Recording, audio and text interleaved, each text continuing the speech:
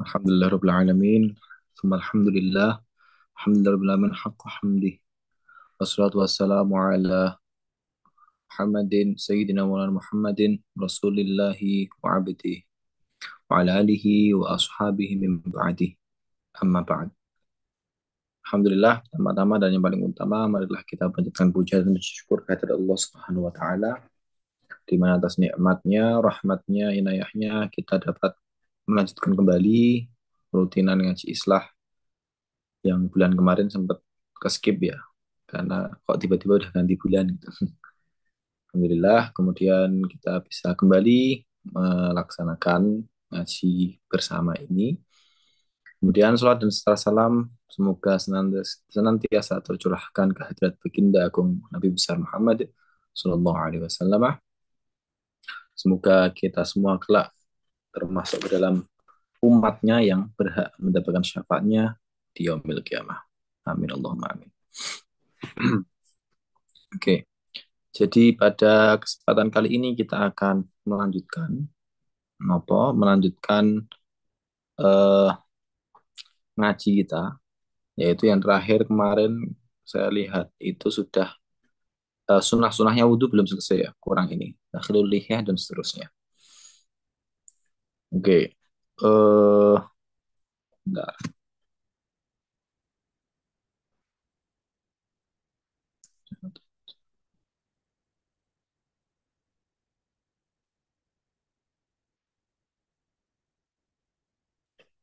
Oke, jadi Bismillahirrahmanirrahim. Sebelumnya itu kita sudah membahas tentang sunah-sunahnya wudhu. Jadi kembali lagi mereview ya. Kemarin fardu atau rukunnya wudhu ada berapa? Jadi pertama ada niat. Niat kemudian membasuh muka, tangan, bagian kepala, kaki, dan tertib. Jadi ada 6. Dalilnya apa? Dalilnya ya surat Al-Maidah ya ayyuhalladzina amanu idza qumtum ila sholati faghsilu wujuhakum wa aydiyakum ilal marafiqi dan seterusnya itu. Nah, ada di yang sebelumnya kemarin kita sudah membahas itu. Kemudian kita juga sudah membahas terkait kita mereview dulu ya, merecall terkait apa fardunya wudhu atau rukunnya wudhu. Kenapa kok bisa ada perbedaan pendapat nih? Kok sebagian mazhab ada yang harus seluruh kepala, kalau Syafi'i kok cukup sebagian kepala aja? Kenapa? Kan ternyata itu perbedaannya di memahami wamsahu biru usikum. Baknya ada memahami bak itu maksudnya ya keseluruhan kepala. Ada yang memahami baknya itu maknanya faedahnya ba'diyah, menunjukkan sebagian saja cukup.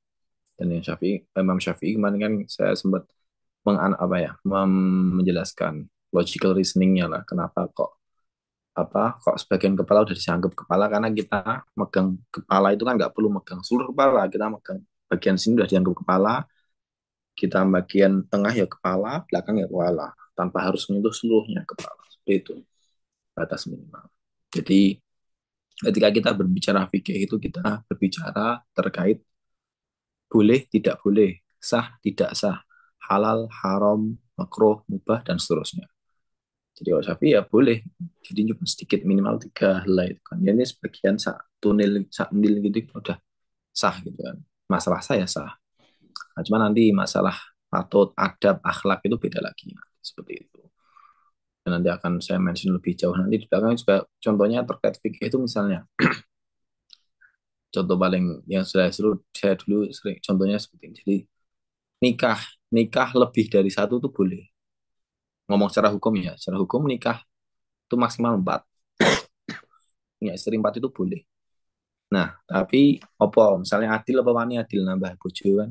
Ya, kan kayak gitu. Jadi masalah boleh apa enggak boleh? Ya boleh. Hukum Islam boleh nikah lebih dari satu.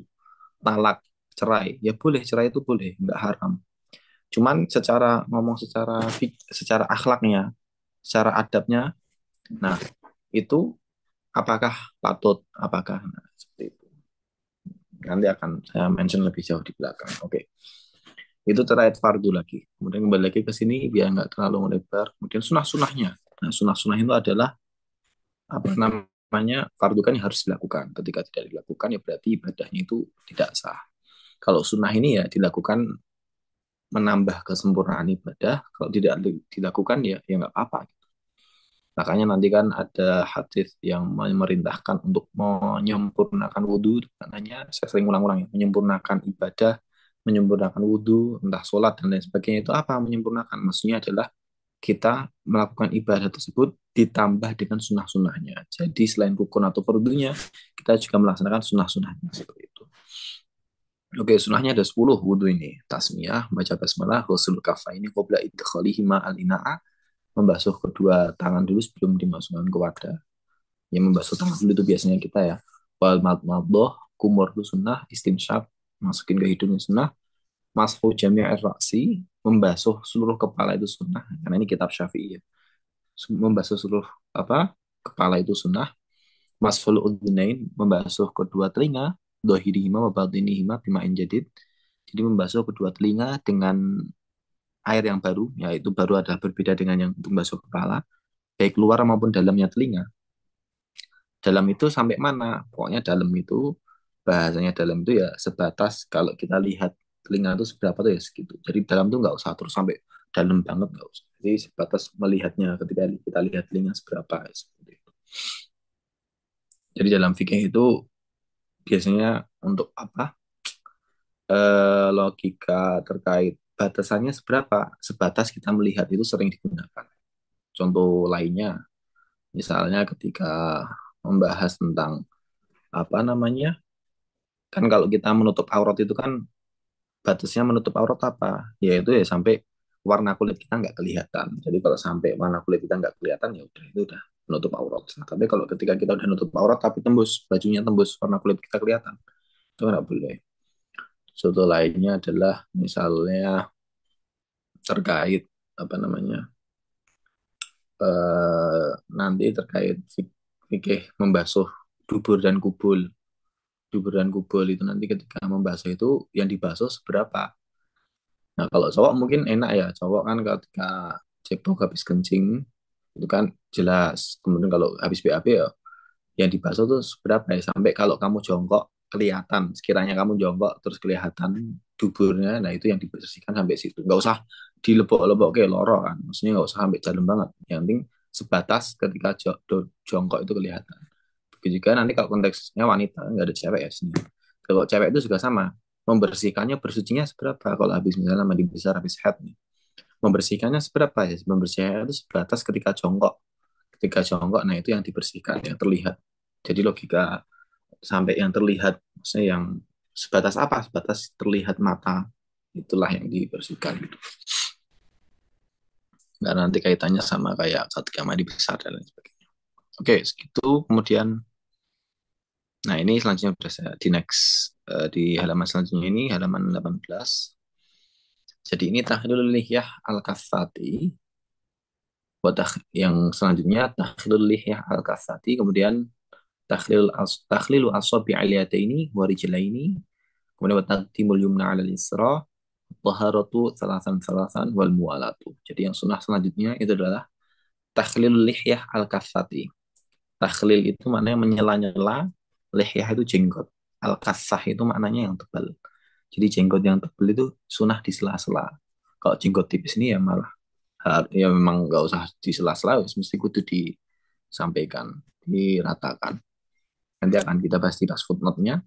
Kemudian selanjutnya takhlilu asabi'al yadaini wa rijlaini, menyela-nyela jarinya apa? Tangan dan juga rijlaini, kedua kaki. Jari tangan maupun jari kaki di sela-sela itu sunnah. Kemudian wa taqdimul yumna 'alal yusra, mendahulukan yang kanan yumna 'alal yusra atas yang kiri. Jadi mendahulukan bagian yang kanan dulu baru yang sebelah kiri. Nah, kemudian taharatu salatan salatan. Kemudian bersucinya itu tiga kali. Kumur tiga kali, nanti basuh muka tiga kali, dan seterusnya tiga kali saja. Yang terakhir wal muwalatu. Muwalatu itu maknanya itu bahasa Indonesianya itu berkelanjutan. Mualah itu maknanya berkesinambungan. Gitu. Oke, footnote yang pertama. Takhlilul lihyah al-kassati. Nomor satu. Rawa Abu Dawud an Anasin radhiyallahu anhu. Jadi riwayat dari sahabat dari Abu Dawud dari sahabat Anas radhiyallahu anhu, anan nabiyya sallallahu alaihi wasallam, bahwasanya Nabi Muhammad sallallahu alaihi wasallam kana. Jadi pada suatu hari Kanjeng Nabi itu idza tawaddoa, ketika beliau tawaddoa berwudu, beliau itu akhoda kafan min ma'in. Beliau mengambil, akhoda kan mengambil, kafan, satu apa ya, seginilah, satu kafun kan setangan, satu kafun seciduk air pakai tangan, min ma'in dari air, fa'ad kholahu, kemudian beliau itu memasukkannya air tadi, tahta hanakihi. Hanakihi itu di bawah rahang, di bawah, ya ini rahang, hanak itu rahang di sini.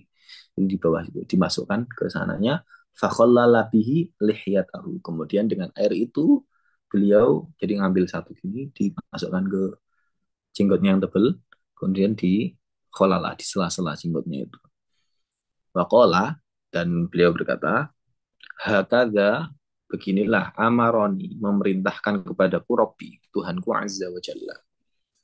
Jadi beginilah Allah itu memerintahkan. Jadi di sini itu menunjukkan bahwasanya menyela-nyela jenggot yang tebal ya, dengan tanda kutip yang tebal. Kalau jenggot yang tipis itu nggak usah disela-sela. Nah, tapi nanti yang agak unik itu adalah kalau jenggotnya tebal itu di sela-sela itu sunnah. Tapi kalau jenggotnya tipis kayak punya saya nih atau punya teman-teman yang ada jenggotnya tipis-tipis kayak orang Indonesia, itu bukan sunnah, harus di sela-sela untuk memastikan air itu sampai ke muka. Jadi kan ya batas muka itu kan membatu syari. Jadi apa namanya, tempat tumbuhnya rambut kepala yang bagian depan ini, tumbuhnya rambut ini itu muka sampai rahang, sampai dagu sini, ya setidaknya sampai bawah sini lah. Makanya kalau apa namanya sampai dagu Gus, sini. Nah, ngapunten, ya, kameranya belum terlihat. oke, weh, siap. Sekarang kelihatan. Sudah Sebentar. terlihat sekarang. Kelihatan ya? Sekarang Kelihatan tadi kelihatan. sekarang. Oke, tangguh HP satu ini. Tapi sudah kelihatan aman ya ini ya? Kelihatan berarti sekarang. Sebentar. Ini kelihatan. Kelihatan, Gus? Oh, berarti harus di tok gitu ya. Nek gini nggak kelihatan ya? Enggak. Oh ya, berarti harus di tok gini. Oke. Ya, saya lanjutkan. Jadi kalau tadi muka ya. Jadi kan yang harus dibasuh ketika berwudu itu kan muka. Jadi muka itu kan membentuk syari, jadi tempat tumbuhnya rambut kepala sini, ya kan, tempat tumbuhnya rambut ini, kemudian sampai dagu, jadi rahang sampai sini lah, sampai bawah sini. Nah, terus bawah sini tuh leher, udah leher kan, itu nggak usah. Jadi rahang itu sampai ya bagian depan ini, depan apa? Ya tulang rahang ini lah. Nah, itu muka. Makanya kalau cewek ketika pakai mukena sholat itu kan Syafi'i ya, itu harusnya kan ketika pakai mukena kan sampai sini kan. Kerudungnya itu yang sampai sini dulu. Karena kan yang bukan aurat cewek itu kan muka dan tangan. Muka kan cuma sampai sini, dagu. Kalau tapi kadang yang kadang orang salah kaprah itu malah pakai mukena itu buka lindur sampai sini, sampai leher. Leher kan aurat itu.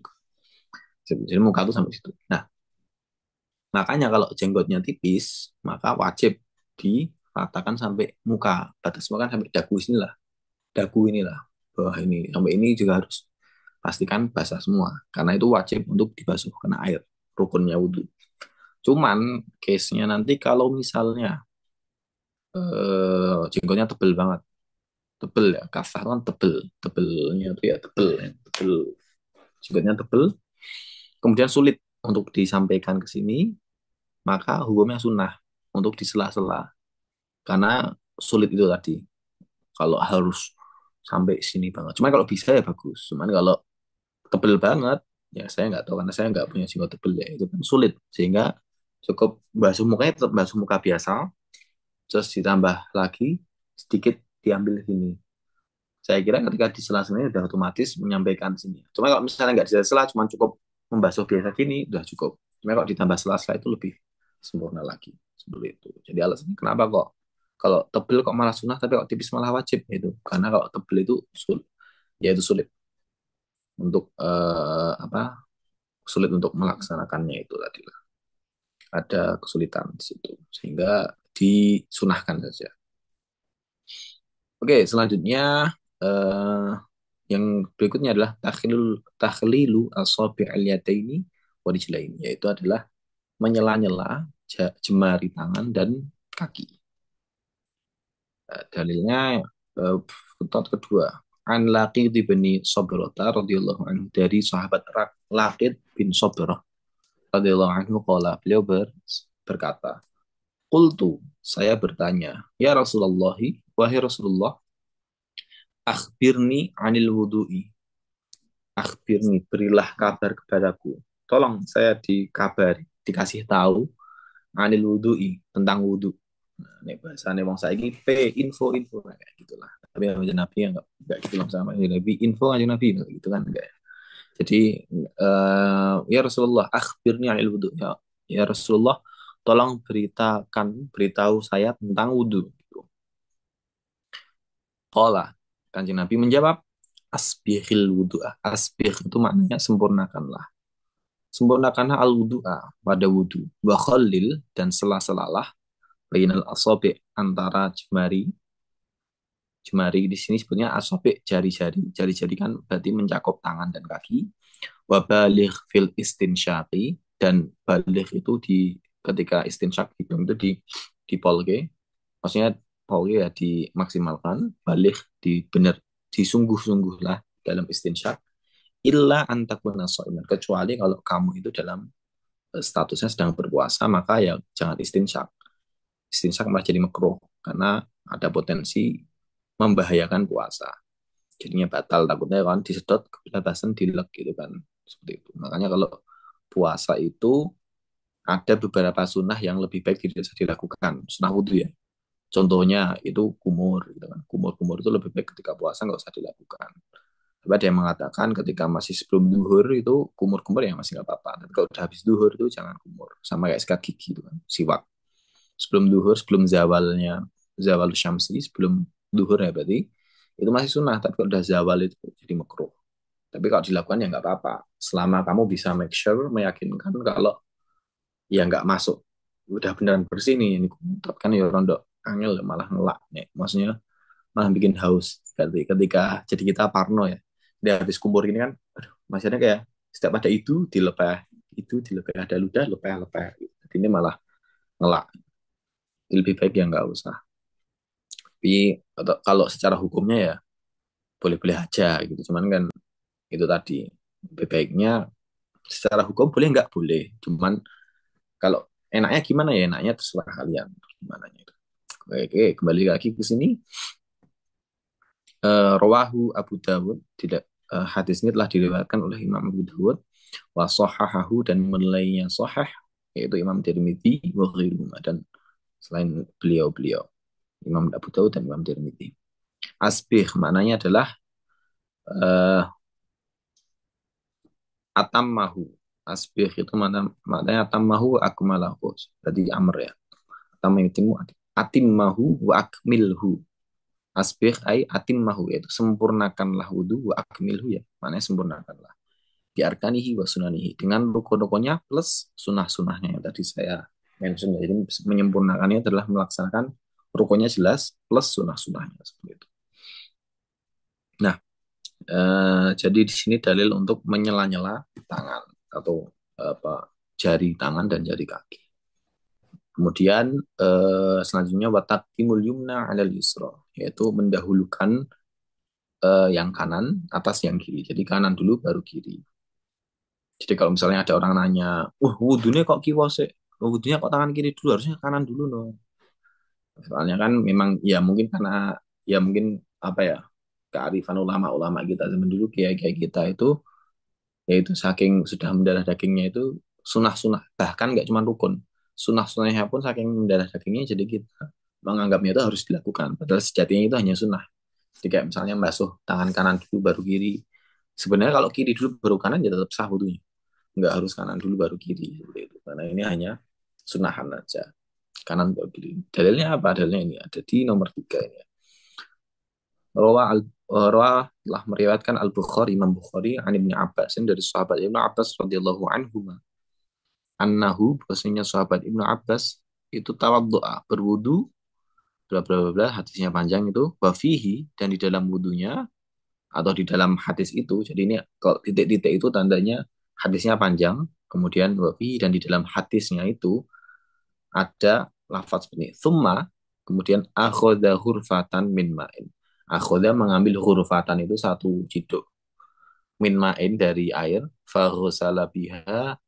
Kemudian beliau Ibnu Abbas itu membasuh dengan satu ciduk itu yadahu al-yumna, tangannya beliau yang kanan. Tumma akhadha ghurfatan min ma'in faghasala biha yadahu al-yusra. Kemudian mengambil lagi satu ciduk air dan membasuh yang kiri. Summa masaha ra'sahu, kemudian mengusap kepala beliau. Summa akhadha ghurfatan, kemudian mengambil lagi satu ciduk atau satu cidukan lah min ma'in dari air, farasha biha ala rijlihi al-yumna hatta ghasalah. Kemudian disokkan di kaki kanan, kakinya yang kanan sampai ter ya ter ter apa namanya terbasuh dengan air itu.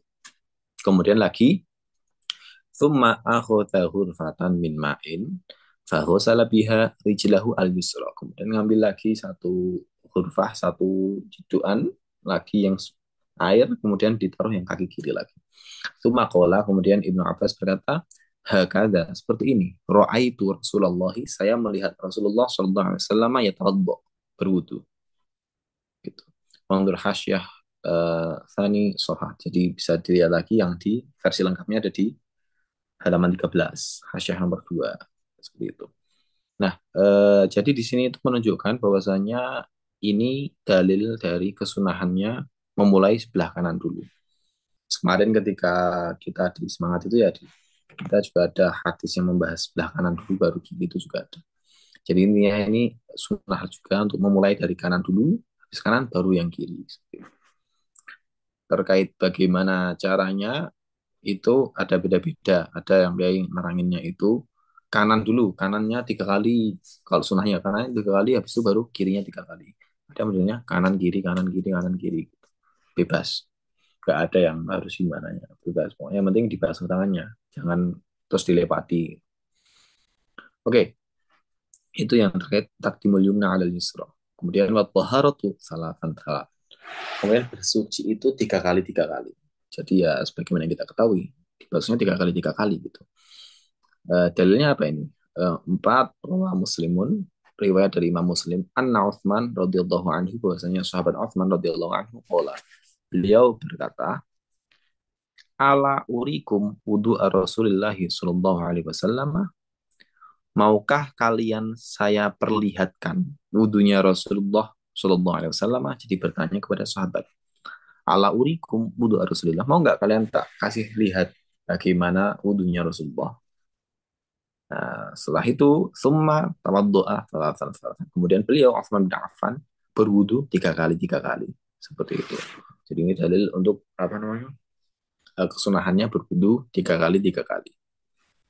Nah, terkait 3 kali 3 kali ini nanti kalau di syarahnya Safinatun Najah, Safinatun Najah itu ya kitab ini kan takrib ya, kita kan ini dalil-dalil dalam kitab Fathul Qarib Mujib itu ya, atau Matan Abu Syuja. Nah, ini kan syarah versi dalil-dalilnya Matan Abu Syuja itu. Nanti ada juga kitab Safinatun Najah, mungkin familiar ya kalian ya. Sampai Safinatun Najah itu juga kitab fikih Syafi'i yang biasa dipelajari di pondok sebelum Matan Abu Syuja atau takrib ini kan. Nah, Safinatun Najah itu syarahnya ada banyak. Di antaranya itu ada syarahnya itu namanya Kasyifatus Saja, karangannya Imam Nawawi Al-Bantani, Syekh Nawawi Banten itu. Imam Nawawi kan ya, terkenal lah kemasyhurannya, bahkan di Azhar pun di Mesir beliau diakui lah kealimannya, alim ulamanya. Pokoknya ulama top lah itu pada zamannya. Itu juga membahas tentang ini, mirip-mirip lah. Terus saya jadi ingat ya, kemarin habis ngaji itu. Jadi ada, karena adanya dalil ini sunnah 3 kali 3 kali. Beliau di dalam syarahnya itu mensyarahi Safinah ketika Mbak Sudu juga makruh, sehingga makruh ketika kita wudhu lebih dari 3 kali 3 kali. Karena apa? Karena itu israf, namanya apa namanya, boros. Jadi terlalu berlebih-lebihan, jadinya boros, sehingga itu makruh namanya. Tapi bisa jadi, yang namanya fikih kan hukum jadi, hukum yang udah jadi matangnya. Nanti kan, tapi juga bisa jadi wudhu berlebihan itu hukumnya haram. Ketika apa? Ketika kata beliau itu bisa jadi itu haram ketika apa? Ketika kita wudhu itu di mungkin airnya itu bukan air punya kita. Jadi kita udah nembung orangnya, minta orangnya, terus ya udah kita wudhu, tapi itu airnya bukan punya kita, terus kita berlebih-lebihan. Israf itu bisa jadi haram di situ, di dalam konteks itu. Mungkin kalau kita orang Indonesia nggak relate ya, nggak relate kayak air punya air tinggal dari sumur, dari pam kan gampang air. Kalau di Indonesia gampang, kalau di sana di Timur Tengah itu air sulit ya di Arab. Karena saya dulu pernah, ya mungkin kalau saya dulu pernah di Mesir, saya nggak merasakan kesulitan air ya, karena air di sana kan, saya di Kairo, Kairo kan dekatnya Sungai Nil. Jadi Sungai Nil itu maul hayat orang-orang sana. Jadi sumber kehidupan lah bahasanya. Karena ya karena ada Sungai Nil, akhirnya daerah-daerah kalau di dekat Sungai Nil, kalau kalian lihat di Maps itu, Google Maps itu warnanya hijau biasanya. Jadi Sungai Nil dari laut Mediterranean sampai itu kan panjang itu kan, itu biasanya itu sebelah sebelah Sungai Nil itu hijau-hijau warnanya, daerah situ tuh hijau-hijau subur. Tapi kalau udah agak jauh itu gersang kuning lagi warnanya, atau yang nggak ada tumbuh-tumbuhannya jarang. Nah, saya dulu di Kairo, Kairo ibu kotanya itu dekat Sungai Nil. Bahkan kalau mau ke Sungai Nil cuman deket lah pokoknya. Kalau mau nongkrong-nongkrong sana deket. Nah, tapi saya dulu juga pernah ketika itu ketika ziarah Imam Syadili, makam Imam Syadili di Humaitara itu. Humaitara itu pokoknya terpencil lah, daerah daerah terpencil pokoknya itulah. Nah, itu di sana kita air itu susah karena nggak ada sumur. Jadi air itu beli. Jadi orang-orang sana itu air itu beli. Jadi dan kan itu jadi di pedalaman ya, gampangan itu jadi kayak kita dari Kairo itu ke sana berapa berapa belas jam itu, pokoknya itu udah daerah Mesir, daerah selatan, tapi terus India, pokoknya itulah daerah jauh pokoknya dari Kairo. Kairo kan daerah utara, deket deket terusan Suez, daerah utara. Kalau itu di di ngisor lah, pojok, udah belum pojok banget tapi udah jauh pokoknya. Itu sampai sana itu perjalanannya wes dari ya, gampangannya dari tolnya itu, terus melipir dari tol, melipir tuh dari tol aja melipirnya berjam-jam, 3 jam atau 4 jam itu pokoknya nggak ada apa-apa lah di sana. Tapi terus tiba-tiba ketika sampai rumah kalau tuh tiba-tiba ada masjidnya Imam Syadili, terus sekitarnya ada pemukiman-pemukiman. Nah, di situ air tuh harus beli. Jadi rutin tuh setiap minggu atau setiap apa tuh katanya tuh ada truk truk bawa air-air datang. Jadi bawa jerigen air gede itu, standar lah, standar itu. Jadi truknya bukan truk gede, truk pickup. Kadang pickup, kalau pickup itu nggak seminggu sekali, seminggu berapa kali. Kadang ada yang agak gede dikit, itu bawanya berapa jerigen, gitu, berapa tandon gitu. Jadi air di sana beli. Dan ketika kita di sana pun akhirnya kita ya menghemat. Kita setiap kali kita wudhu itu kita pasti wudhu pakai batas minimal, batas sah minimal. Itu ya sekali-sekali aja gitu. Dan yang rukun-rukun aja. Karena nek kakean sake yang lainnya kan. Apalagi rombongan berapa ratus gitu kan. Airnya mesti habis. Nah, PR itu ketika buang air besar itu mumet gitu. Karena ya akhirnya nggak ada, gitu. Nah gitu sedikit cerita tentang makanya itu, karena ya kita di Indonesia disyukuri lah karena air itu komoditi yang mudah lah diakses. Jadi oleh karena itu sangat, jadi di Islam itu ya, meskipun Islam itu kan nggak cuma Islam ya, saya kira semua agama itu sering bersinggungan atau sering juga mensyaratkan dengan yang namanya air ketika entah itu bersuci atau apa. Kalau di Kristen atau Katolik itu kan, Nasrani kan ada kayak airnya untuk pembaptisan atau air suci dan lain-lain. Di Buddha pun juga ada, Hindu Buddha juga sering juga air digunakan untuk ritual dan lain-lain. Jadi air tuh kayak di semua agama tuh ada. Jadi ya seperti itu. Sampai tiga kali ya itu. Makanya kalau cara menawi itu seperti itu, tiga kali sunnah. Tapi kalau lebih itu jadinya makro, berlebihan karena israf tadi itu kan. Gitu. Kalau 3 kali maksimal 3 kali aja lah. Mau 1 kali ada dalilnya, 2 kali ada, 3 kali ada, 4 kali ya jangan berlebihan ada israf. Nah, kemudian selanjutnya al-muwal muwalatu, yaitu berkesinambungan. Maksudnya apa? Ini di footnote nomor 5. Ai at-tatabu'u fit tadhhiri bainal a'dha'i. Tatabu itu dari kata tabi ayat ba. eh tafa'ul, tataba'a yataba' tataba'a yataba' tataba'a yataba'a yataba' tafa'ala yatafa'alu tataba'a yatataba'u. Sorry. Jadi tataba'a yatataba'u tatabu'an. Kan gitu ya. Surah Nasr. Jadi tatabu, tafa'ul. Jadi maknanya itu adalah faedahnya salah satunya itu tekror, jadi pengulangan. Jadi tabi'ah kan ngikut. Jadi tatabu itu saling mengikutkan, mengikut-ikutkan. Jadi maksudnya mengikut-ikutkan itu jadi habis ini belum selesai langsung diikuti yang lain. Ini belum selesai langsung diikuti yang lain, diikuti yang lain, diikuti yang lain gitu. Jadi maknanya seperti itu secara apa namanya? Etimologinya secara bahasanya seperti itu, luhotannya seperti itu. Fitadhir bainal a'dha.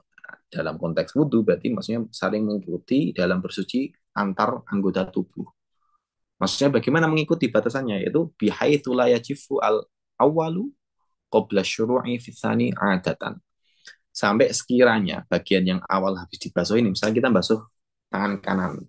Habis basuh tangan kanan terus kita ngopi se, ngudut se atau ngapain dulu sampai sekiranya itu nggak kering. Kalau masih basah kita bisa lanjut apa basuh yang kiri, nggak usah ngulangi wudhunya selama masih basah gitu kan. Jadi makanya bihaitsu la yajifu al awalu qabla syuru'i fi tsani adatan. Sebelum melakukan yang kedua atau selanjutnya secara adatan, secara adatnya bagaimana. Jadi apa namanya? Adatan itu juga sering dijadikan landasan hukum ya dalam fikih ya. Kan al-adah al-adah muhakkamatun. Jadi namanya adat itu bisa dijadikan landasan hukum. Makanya apa namanya? Masalah apa besar kecil itu kan adatannya gimana di daerah kalian. Menjijikkan nggak menjijikkan itu adatannya gimana kayak gitu. Adatan juga jadi adah itu sesuatu ya itu. Jadi mungkin salah satu faktor kenapa Islam bisa berkembang dan bisa beradaptasi dengan berbagai macam bentuk kultur budaya itu karena ada istilah adatan ini tradisi. Jadi Islam itu apa namanya mempreserve tidak menghilangkan tradisi selama tradisinya itu tidak bertentangan yang jelas itu jelas. Tapi maksudnya Islam itu menghargai tradisi yang sudah ada di dalam masyarakat. Makanya ada istilah adatan itu dalam konteksnya fikih ya. Mungkin itu itu merupakan salah satu alasan kenapa Islam itu bisa berkembang di seluruh bisa beradaptasi dengan segala macam bentuk manusia. Salah satu faktornya karena ada adatan itu tadi. Adatan juga nggak cuma dipikir, di mantek juga banyak. Mustahil adatan, mustahil aklan gitu kan. Ya gitu. Mustahil aklan itu yang nggak mungkin lah. Kalau adatan itu yang nggak mungkin secara adat kebiasaannya. Di antaranya itu misalnya api itu panas. Itu kalau api dingin itu mustahil. Tapi apakah mustahilnya itu adatan atau aklan? Gitu kan nanti ada pembahasan. Itu adatan. Kenapa kok adatan? Kenapa kok disebut mustahil adatan, nggak aklan? Kan namanya api itu kan mustahil. Secara kita akal penuh nggak mungkin dia itu bisa dingin. Tapi kalau kita dimantik itu, seingat saya itu mustahilnya adatan bukan aklan. Nah, kenapa? Karena faktanya dulu pernah loh sekali itu api itu menjadi dingin ketika membakar Nabi Ibrahim. Apinya nggak panas tapi dingin. Maka dengan pemahaman itu jadinya api dingin itu mustahil tapi yang adatan bukan aklan segitulah. Yang aklan itu yang jelas kayak Allah ada dua gitu. Ya itulah nek nggak salah ya saya wis lali-lali mantap suwi nggak belajar itu nggak mau murojaah. Oke kembali lagi ke sini wa daliluha al ittiba'u al ma'lumu min al ahadits asabiqah. Dalilnya apa? Adalah ya sebagaimana yang disebutkan di hadis-hadis yang banyak. Kita udah banyak kali. Di halaman 18 itu udah banyak hadis yang kita bahas. Nah, kemudian ini tambih. Tambih itu ya NB lah. Catatan. Jadi kullu ma warada fis sunani min adillatin dhahiruha al-wujub. Jadi segala sesuatu, segala riwayat yang waroda itu yang hadir, yang muncul fis sunani di dalam sunah-sunah. Maksudnya sunah-sunah itu sunah-sunahnya itu kan ada 10-nya. Semua dalil-dalilnya itu adalah dhahiruha al-wujub. Secara dhahir itu maknanya perintah. Dan perintah itu al-amru dalalatul wujub. Namanya perintah itu merupakan indikasi sesuatu itu diwajibkan. Seperti itu. Nah, hadis, ketika kita mengambil dari hadis itu maka oh ini wajib nih hukumnya, gua harus membasuh seluruh kepala, harus 3 kali, harus gini gitu. Nah, tapi namanya kalau di usul fikih itu kan sumber penetapan hukum, istinbat hukum kan nggak cuma hadis. Urutan pertama kan Al-Quran, kemudian hadis, kemudian ada ijma, kemudian ada kias, ada istisna dan seterusnya gitu kan. Ada banyak, tapi empat itu yang mutafak. Kila empat, kila tiga. Ada yang mengatakan empat itu mutafak, jadi semua madhab itu sepakat. Ada yang mengatakan tiga yang sepakat, yaitu Quran, hadis, ijma. Kias ada yang sepakat, ada yang enggak. Gitulah. Pokoknya Quran, hadis itu sepakat semua, dan ijma. Jadi Quran. Sehingga urutannya itu hierarkis. Jadi Quran dulu, kalau nggak ada baru sunnah dan seterusnya. Nah ini sunnah ini kan menyatakan wajib gini-gini. Wajibnya banyak kan wudhu. Nah, tapi yang bisa mengontor. Jadi merubah yang tadinya wajib kan. Tadi kan kaidahnya perintah itu menunjukkan kewajiban. Perintah menunjukkan kewajiban. Nah, tapi kewajiban ini dikonter, maksudnya diturunkan derajatnya dari wajib jadi cuma sunnah itu karena apa? Karena adanya ayat Quran yang menunjukkan wajib-wajibnya wudhu apa aja sih? Gitu kan. Ya, di kalimat setelahnya ini. Dalla ala adamil wujubi fiha ayatul wudu'i allati nasat alal faraid atau nusat al faraid. Dan yang menunjukkan bahwasanya yang tadi di dalam hadis-hadis itu tidak wajib, adamul wujud, tidak adanya kewajiban adalah ayat wudhu yang menyampaikan fardu-fardunya wudhu yang tadi ya ayyuhalladzina amanu idza qumtum ila sholati faghsilu wujuhakum dan seterusnya dan seterusnya. Jadi yang wajib itu hanya yang disebutkan di ayat itu. Sedangkan yang tidak disebutkan di ayat itu yang ada di hadis itu sunah-sunah tambahan. Yang mana kalau dilakukan itu menyempurnakan ibadah wudhu tersebut. Wa adillatun ukhra ghairuha lam nadhkurha khasyatat tadmili. Dan ada juga dalil-dalil lain sebenarnya selain ayat itu, tapi lam nadhkurha khasyatat tadmili. Kami tidak menyebutkannya karena takut nanti kepanjangan pembahasannya seperti itu. Oke, kemudian ini faslun. Oke, ini footnote-nya kita bahas besok, tapi nggak apa-apa, kita coba baca dulu aja. Faslun, utawi fasal. Jadi tentang fasal, subbab lah. Wal istinja'u, dan adapun utawi istinja, istinja itu bersuci setelah buang hajat, wajibun minal bauli wal ghaiti. Itu hukumnya wajib, baik dari buang air kecil maupun buang air besar. Wal afdolu, dan yang afdol itu ayas tanjia. Iku ayas tanjia yang tau beristinja, yaitu adalah beristinja bil ahjari dengan batu-batu, beberapa batu. Tsumma yutbi'aha bil ma'i, kemudian diikuti dengan air. Waya juzu, dan boleh ayak tasiro mencukupkan alal ma'i atas air saja. Au ala salasati ahjarin, atau mencukupkan dengan 3 batu yungki bihinna al mahalla, yang bisa membersihkan tempat keluarnya kotoran tadi, kencing maupun buang air besar. Faida aroda al faida aroda, dan kalau kamu mau aroda ingin al iktisoro mencukupkan ala ahadihima, dengan kalau misalnya kamu mau milih tok satu, jadi kan tadi afdal batu dan air, kemudian boleh juga air tok atau batu tok. Tapi kalau kamu pengen milih salah satunya, maka falma afdal, dan yang nama air itu lebih afdal. Jadi ini nanti insya Allah di setelahnya itu kita akan membahas terkait beristinja, bersuci dengan batu. Bagaimana syarat-syaratnya, caranya, dan lain sebagainya. Dan saya kira itu, dan selama di Indonesia kayaknya kita sangat, potensi kita bersuci pakai batu itu sangat kecil kayaknya. Karena ya, masuk ono banyu kok, cewek yang batu gitu. Tapi mungkin nanti itu biasanya batu itu akan disamakan, dianalogikan sama kayak tisu. Kalau di luar negeri kan kadang kan gitu. Saya pernah sebenarnya di luar negeri kan nggak usah jauh-jauh lah. Kadang di mall-mall itu kan kalau ke toilet itu kan nggak ada bidetnya, nggak ada semprotannya itu kan. Adanya tisu. Ya akhirnya yo piye gitu kan. Enggak, orang luar biasa. Kalau saya biasanya nggak apa ya, tetap nggak mantep lah, masa ngerti tisu tok gitu kan. Gila gila oh piye. Masih ya nggak biasa juga kan. Nah akhirnya ya tetap harus pakai air. Ya itu nantilah. Nah, ya itu terkait dengan batu, maka air lebih afdol. Gitu. Nah, oh ya ini terus ada lagi nih, masih kaitan sama wudhu, faidah, faidah tuh tambahan. Tustahabu ayyakula ba'dal wudhu'i, disunahkan untuk mengucapkan setelah wudhu, doa setelah wudhu ya. Asyhadu an la ilaha illallah, daul syarikalah, wa asyhadu anna Muhammadan abduhu wa rasuluh. Allahumma ja'alni minat tawwabin wa ja'alni minal mutatahhirin. Subhanakallahumma bihamdika asyhadu an la ilaha illa anta astaghfiruka wa atubu ilaik. Doa setelah wudhu biasa.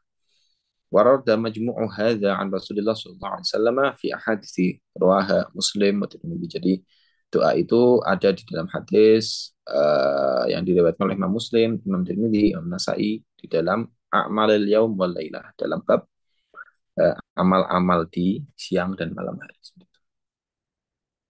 Oke, mungkin itu materinya. Silakan kalau ada yang mau bertanya monggo. Matur Hmm. nuwun Gus Billy atas Oke, materinya pada malam hari ini. Silakan kepada teman-teman yang mau menyampaikan pertanyaan. Mungkin dari saya dulu, Gus. Tadi oke, terkait monggo. menyela-nyela apa namanya? Jenggot yang tipis nih, itu kan wajib nih. Nah, Hmm. itu apakah ketika kita ini membasuh muka dan meratakan sampai ke jenggot itu sudah termasuk menyela-nyela atau memang perlu tambahan ya, Gus ya? Oke. Hmm. Oke, baik. Ada lagi yang sekalian?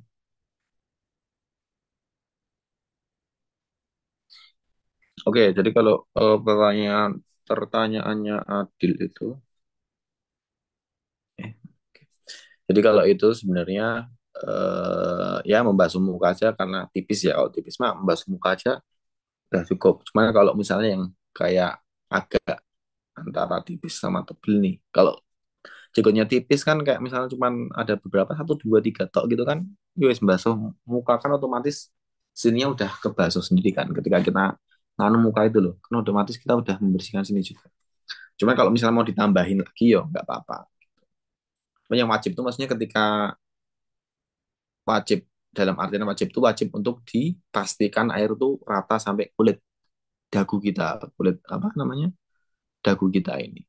Karena kan kadang kalau tipis ya misalnya kayak gini lah, nggak tipis nggak tebel gini kan. Kadang kalau basuh tok kan kadang sini tuh dalamnya kayak masih kurang pobe itu kan, sehingga ketika yang kayak gini nanggung-nanggung nggak tebel nggak tipis ya akhirnya ya tetap dipastikan dalam itu tersentuh air lah seperti itu.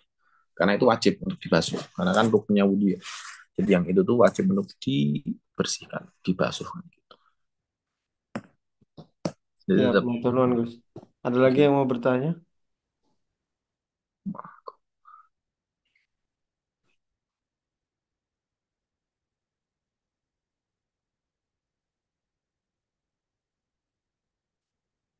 Kalau ada yang nanya itu di mana tuh chat? Wah ini.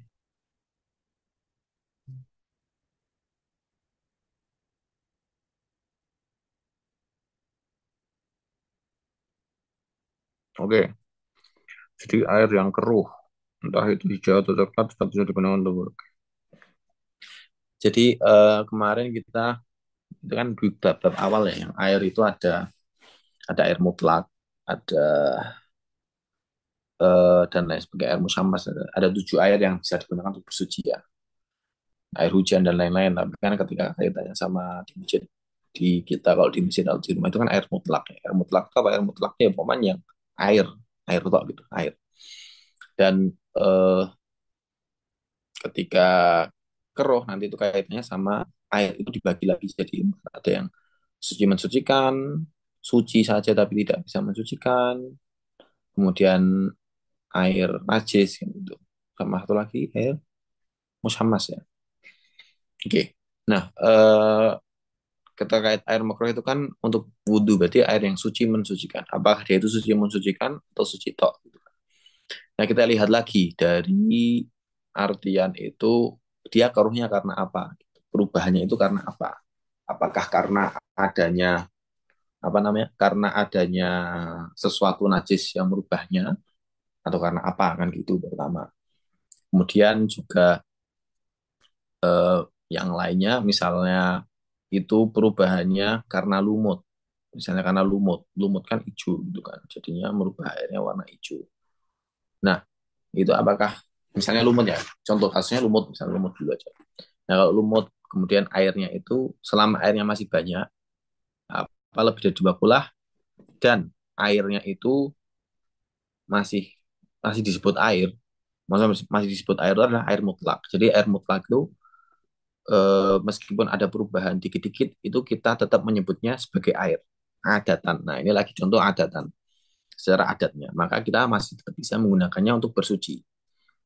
Jadi air itu tetap dihubungi suci mensucikan. Kenapa kok adatan? Karena contohnya kalau di Mesir itu, jadi kalau di Mesir air keran kita tuh air nggak ada yang sumur. Jadi airnya itu semua dari PAM, PDAM lah. Nah, air PDAM itu rasanya kalau orang Indonesia itu kita nyebutnya air kaporit. Kaporitnya kerasa banget lah. Ya nggak banget, tapi kerasa ada kaporitnya lah, air kaporit. Jadi kan itu air penyulingan Sungai Nil ya. Atau air penyulingan dari laut. Pokoknya kan, karena kan ya gersang kan, jadi air hasil sulingan.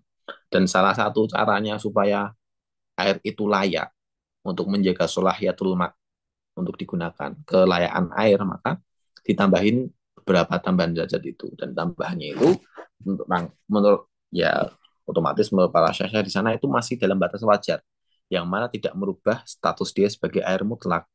Jadi meskipun kita orang Indonesia itu merasa ini bukan air, ini air kaporit apa, tapi bagi mereka ini ditambah ini karena untuk menjaga kelayakan air biar bisa dipakai maslahat gitu. Jadi adatannya bagaimana juga seperti itu. Kembali lagi tadi yang air lumut gitu kan.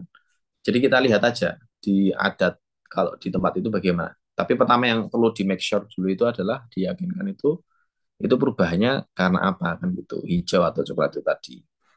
Ya kan itu karena apa kira-kira gitu kan.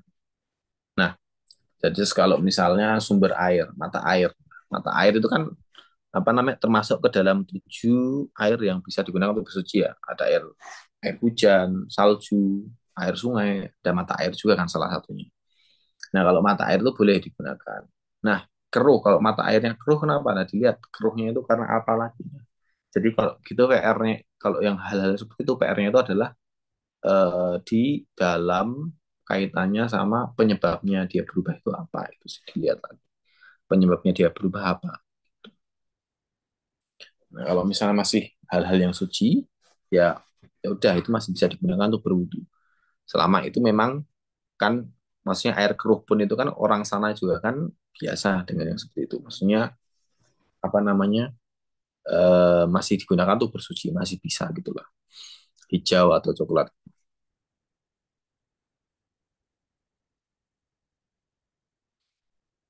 Kalau kita jijik itu sama airnya apa boleh tayamum atau tunda sunatnya gitu. Oke. Nah, kalau jijik sama airnya semenjijikkan itu kok. Aku juga nggak tahu sih. Ya udah kalau jijik ya nggak bisa kalau tayamum karena ada air ya. Tayamum itu kan eh walam tajidu ma'an fatayammamu. Ya, paham saya? Itu kan jadi airnya kan lam tajidu ma'a. Ketika kalian tidak menemukan air maka tayamumlah. Namanya tidak menemukan logikanya itu kan kita udah mencari dulu. Nggak mungkin kita kalau saya sekarang di kamar ini nggak ada air ya nggak bisa kalau saya nggak nyari terus langsung tayamum. Saya harus usaha nyari dulu ikhtiar. Kalau habis nyari terus nggak menemukan air maka baru boleh tayamum. Jadi lam diksinya kan lam tajidu tidak menemukan. Namanya menemukan itu kan udah ada nyari tapi nggak nemu-nemu. Kalau gitu ya nggak bisa tayamum.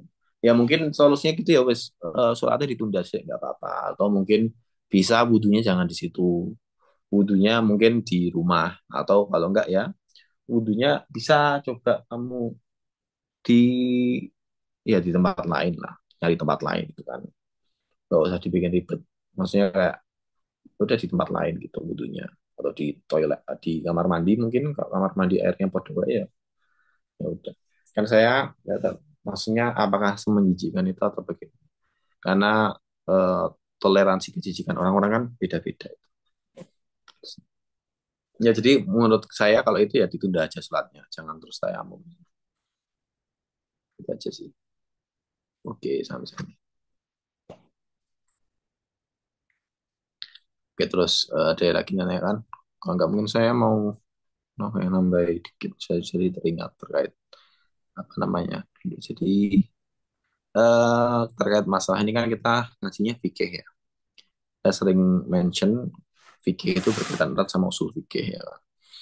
Jadi kalau pakai analogi di pondok itu saya sering disampaikan fikih itu kalau dianalogikan makanan itu nasi goreng atau apa namanya ayam bacem makanannya. Kalau usul fikih itu adalah proses menjadikan nasi goreng atau ayam bacem atau nasi kuning itu. Jadi kompornya lah, wajannya lah atau apanya gitu. Jadi usul fikih itu tools alat yang digunakan untuk mencapai fikih itu tadi.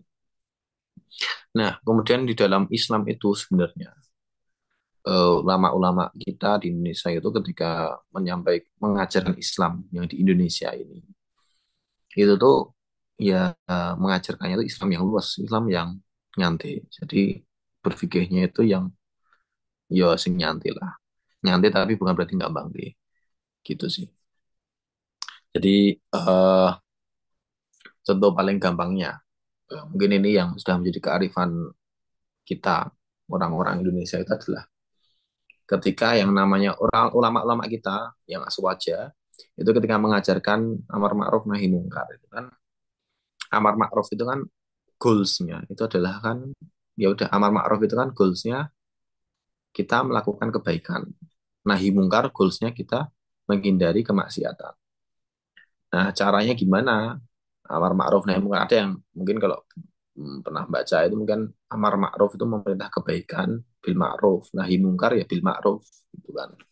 Jadi kata amar ma'ruf itu ya memerintahkan ma'ruf dengan kemakrufan, nahi mungkar itu menghindari kemungkaran dengan kemakrufan. Dia bilang gitu. Tapi sebenarnya secara apa ya di kitab apa sih? Jadi intinya kalau apa masalah nahi mungkar itu kan tujuannya itu kan adalah goalsnya kan menghindari eh, tujuan utamanya itu menghindari kemaksiatan, bukan nahi mungkarnya, bukan mencegah kemungkarannya, tapi tujuan goalsnya itu adalah kita tidak melakukan kemungkaran.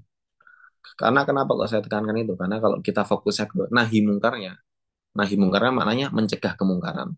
Jadi kita fokusnya tuh kayak mencegah orang, wah kamu jangan melakukan ini, sweeping dan lain-lain. Ya bukan tadi sweeping jelek. Contohnya kayak mencegah kemungkaran. Jadi kayak kita jadi berupaya mencegah kemungkaran gini, gini, gini, gini, gini. Jadi kita malah ketika kita berfokus ke mencegah kemungkaran itu, kita akan capek sendiri gitu kan.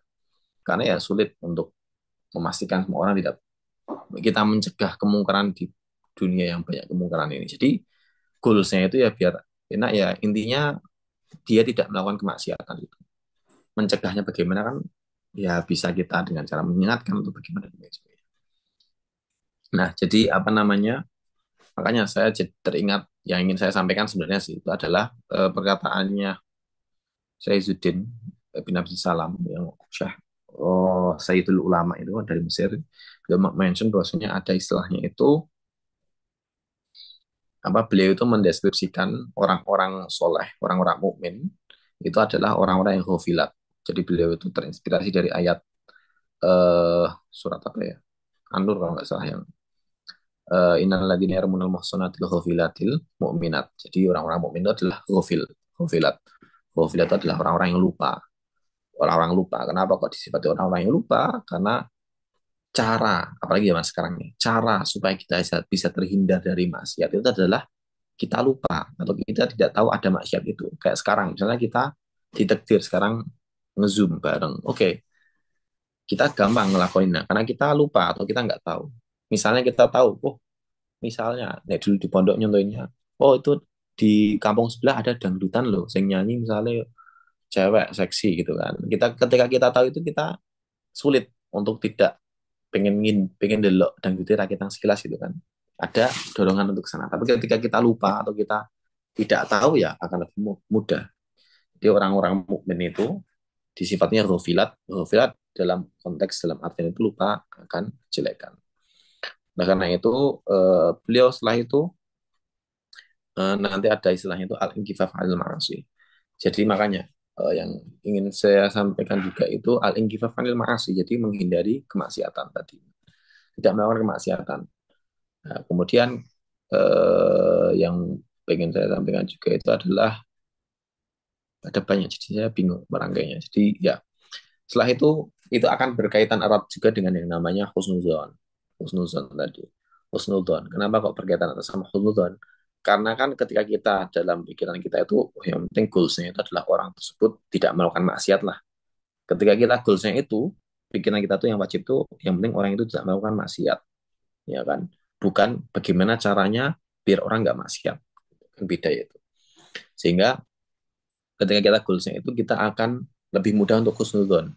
Contoh simpelnya, logika seperti ini. Ketika kita tidur, jam segini udah tidur. Ketika misalnya ada teman kita si A, misalnya awalnya, oh insya Allah saya ikut Zoom-nya Dil, saya insya Allah ikut ngajinya. Tiba-tiba dia nggak ikut ngaji sekarang. Terus besok pagi ngechat, aduh sorry Dil, semalam aku ketiduran. Nah, tinggal kita mau husnul apa suuzon. Kalau kita pakai perspektif suuzon, alah woi turu mah ngaji gini gitu kan. Jadi kan misalnya seperti itu contohnya. Itu pakai yang kita suuzon. Elek lah. Nganggo apa watak elek lah. Tapi kalau kita watak bagus yang husnudon, oh ya nggak apa-apa. Kita menggak papanya itu dalam artian memahami, oh tidur berarti dia itu secara nggak langsung tuh tidur selama dari jam 8 sampai subuh itu dia terhindar dari maksiat.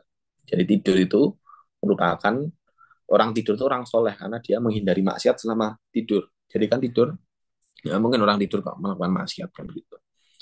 Sehingga dengan logika seperti itu tuh kita larinya ke ayat itu. Ada ayat apa? Wamin ayatihi manamukum bilaili. Di antara tanda kebesarannya Allah itu adalah nikmat tidur kita kan gitu. Nikmat tidur kita itu kalau kita pahami secara medis ya memang kita butuh tidur gitu kan. Kita secara biologis itu kita membutuhkan tidur. Tapi secara fikih tidur tuh ya penting juga karena dengan tidur itu kita bisa menjadi ghafil tadi, ghafilat tadi. Kita bisa ketika tidak tidur ya wes kita nggak scroll HP lah, nggak lihat apalah, atau terus kita nggak melakukan apalah. Jadi kita tidur bangun-bangun subuh, tangi, nah sholat subuh kan sangat soleh sekali itu kan. Terhindar dari maksiat selama 8 jam, 10 jam itu kan suatu pencapaian yang keren daripada kita melek malah iso wae nyambati wong, ngerasani wong dan lain sebagainya. Jadi apa namanya? Itulah kearifan-kearifan orang Jawa. Kiai kayak kita lah. Makanya sering kan kiai kayak guyon-guyon wae.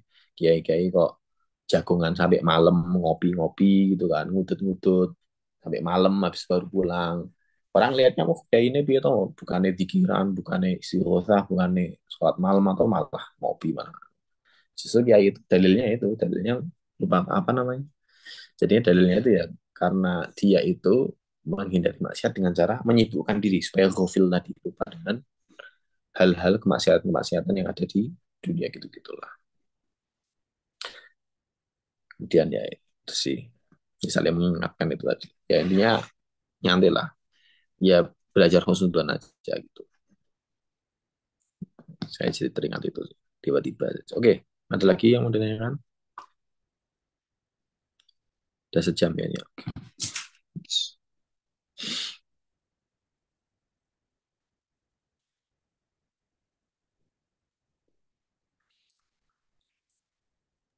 Ampun Gus, sepertinya. Oke, siap. Ya dan terakhir ya, oke seperti itu. Terakhir ya, yang kemarin sempat tak sampaikan pas saya ngaji di masjid itu. Jadi ya intinya kita sebagai dengan dengan ya jadi bisa nyambung sih. Dengan husnudon itu jadi kita ketika melihat orang-orang itu akan lebih mudah dalam apa ya, memaklumi mentoleransi perbedaan. Selama dia nggak melakukan hal yang jelek itu kita nggak apa-apa. Jadi kita goalsnya itu tidak mudah menyalahkan orang lain dan kita terhindar dari takfiri atau mengkafir-kafir orang lain, mengeluarkan orang lain dari Islam yang sejatinya orang tersebut kan masih Islam. Tapi ketika kita pakai perspektif hitam putih, suuzon, jadinya beda dikit, oh dia kafir, dia nggak Islam, nggak Muslim. Sakar PDW, mengeluarkan orang dari Islam. Padahal kanjeng Nabi sendiri kan itu, beliau kan ngendikan bahwasanya, apa namanya, syafaati di ahli kabair di umat. Nanti orang-orang yang mendapatkan dosa besar umatku, tapi masih umatku, maka dia mendapat syafaatku. Kanjeng Nabi aja merangkulnya umat Islam aja sampai yang melakukan dosa besar loh, maksiat dan lain-lain itu tetap dirangkul kanjeng Nabi dengan cara tetap mendapat syafaatku. Nah kita kok dengan gampangnya mengkafir orang lain, mengeluarkan orang dari Islam itu kan kayak Nabi atau kanjeng Nabi merangkul kok kita malah dengan gampangnya ngetok-ngetok ya wong Islam kan. Saya ngikutin kanjeng Nabi kok seperti itu. Jadi itu yang apa namanya salah satu yang saya pribadi kurang suka dengan orang yang mengkafir-kafirkan itu. Dan juga kan kalau di Imam Ghazali juga di dalam Faisal Tafriqah itu kan beliau tuh nggak berani ngomong orang kafir. Pokoknya selama orang itu masih ngimani Gusti Allah itu sebagai Allah dan Nabi Muhammad itu sebagai utusannya Allah, nggak berani dicap kafir meskipun entah dia kelakuannya gimana, tapi selama dia masih gitu ya dia kan apa Imam Ghazali nggak berani ngecap kafir orang lain. Karena mengafirkan orang lain itu ya merupakan judgement yang sangat berat lah. Itu sih. Nah, itu bisa tuh. Oke, mungkin itulah ya. Nanti kalau ya, nah pokoknya sebenarnya banyak tapi sebenarnya oke, itu ya untuk hari ini. Terima kasih semuanya atas partisipasinya. Semoga bermanfaat untuk semuanya dan maaf tadi mulainya agak telat. Ya, mungkin akhirul kalam. Wallahu muwaffiq ila aqwamit thoriq. Mari kita tutup dengan membaca kafaratul majlis.